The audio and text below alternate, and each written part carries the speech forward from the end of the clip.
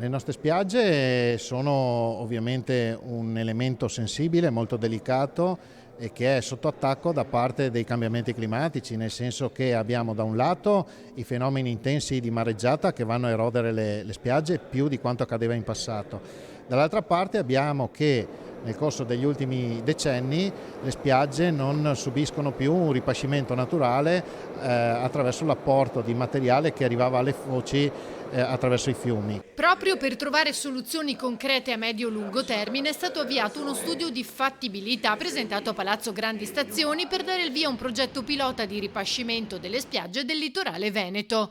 Presente anche l'eurodeputata Conte, che si è fatta portavoce dell'iniziativa con l'Unione Europea per vagliare la disponibilità eventuale di finanziamenti comunitari.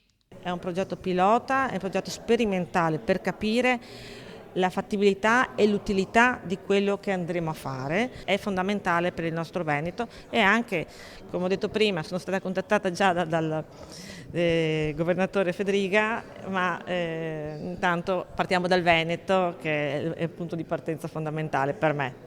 Il progetto, nato qualche mese fa a partire dallo studio delle iniziative portate avanti negli altri paesi europei, coinvolge anche la conferenza dei sindaci del litorale e la Camera di Commercio, ma è stato fortemente voluto anche da Union Mare.